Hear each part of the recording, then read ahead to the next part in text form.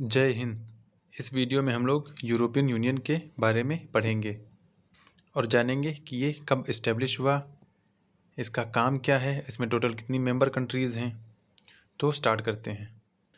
तो European union एक best example है रीजनल लेवल पे कंट्रीज़ के ऑर्गेनाइजेशन का, क्योंकि यूरोपियन यूनियन एक कस्टम यूनियन है।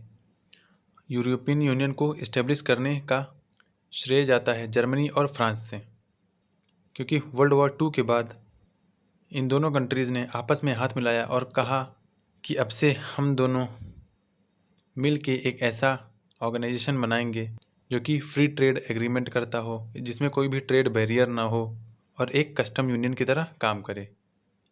तो इसकी शुरुआत होती है 1958 से, यानी 1958 से, जब ट्रीटी ऑफ रोम यानी रोम की संधि पे हस्ताक्षर हुए, जिसमें टोटल 6 कंट्रीज़ थी। स्टार्टिंग में जब रोम की संधि पे हस्ताक्षर हुए तब टोटल 6 कंट्रीज़ थी। Netherland, Belgium, Luxembourg, Germany, France और इटली, ये 6 मेंबर थे। इन्होंने मिलकर यूरोपियन इकोनॉमिक कम्युनिटी को इस्टेब्लिश किया और यहीं से यूरोपियन यूनियन का कॉन्सेप्ट निकल के आया। फिर धीरे धीरे इसमें कंट्रीज़ बढ़ती चली गई। हालांकि इसका तब नाम यूरोपियन इकोनॉमिक कम्युनिटीज़ ही था। ये यूरोपियन यूनियन बना 1993 में।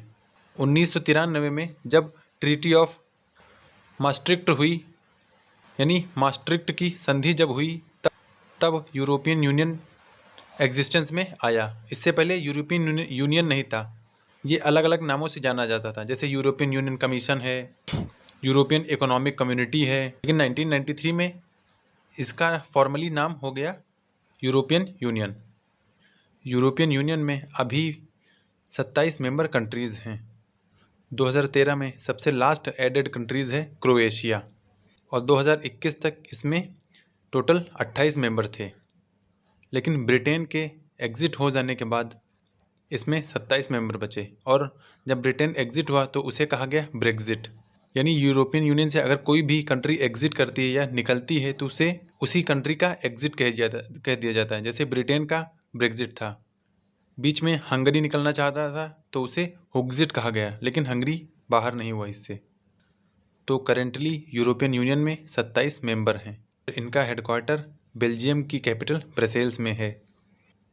इसके 4 इम्पॉर्टेंट ऑर्गन हैं। पहला है यूरोपियन कमीशन, दूसरा है यूरोपियन काउंसिल, और तीसरा है काउंसिल ऑफ द यूरोपियन, और चौथा है इसका सेक्रेटरीट यानी सचिवालय इसका। और जो इसमें टोटल जो 27 मेंबर हैं ये आपस में ट्रेड कर सकते हैं बिना किसी बैरियर के। जैसे हम लोग इंडिया में किसी भी स्टेट से ट्रेड करते हैं या कहीं भी आते जाते हैं तो कोई भी कस्टम टैक्स या ड्यूटी या वीज़ा नहीं लेना पड़ता है, तो उसी तरह यूरोपियन यूनियन की जितनी 27 मेंबर कंट्रीज़ हैं ये सब आपस में आ जा सकती हैं, तो इन्हें किसी भी वीज़ा पासपोर्ट इसकी ज़रूरत नहीं है। और सामान भी अगर इधर एक कंट्री से दूसरी कंट्री ले जाया जाता है तब भी कोई टैक्स नहीं पड़ता है। यहाँ के लोग एक कंट्री से निकल के दूसरी कंट्री में जाते हैं ताकि वहाँ पे काम कर सकें और अपनी सर्विस वहाँ पे दे सकें। यूरोपियन यूनियन का एक यूरो जोन भी है। अच्छा, यूरो जोन उसे बोलते हैं कि कंट्रीज़ का वह ग्रुप जिन्होंने अपनी करेंसी यूरो को अपनाया है। तो 27 में से 20 ऐसी कंट्री हैं जिन्होंने यूरो को अपनी मुद्रा यानी करेंसी के रूप में अपनाया है। तो और इसी 20 जो कंट्री जिन्होंने यूरो अपनाया है, इन्हीं एरिया को बोलते हैं यूरो जोन। ये यूरोपियन यूनियन बहुत ही बेस्ट एग्जांपल है FTA यानी फ्री ट्रेड एग्रीमेंट का। जैसा अपने इंडिया में होता है, कुछ भी किसी भी स्टेट में ले जाएं या कुछ भी मंगाएं, कोई टैक्स नहीं, कुछ भी नहीं, तो ऐसे यहाँ भी होता है। यूरोपियन यूनियन सबसे मजबूत संगठन माना जाता है दुनिया का, और हो भी क्यों ना, क्योंकि इसके सभी मेंबर्स बिना किसी ट्रेड टैरिफ के आपस में व्यापार करते हैं और अपनी इकोनॉमी को बढ़ाते हैं। तो आई होप आपको यूरोपियन यूनियन के बारे में थोड़ा बहुत समझ मिली होगी। पढ़ते रहें और अपना ख्याल रखें। धन्यवाद।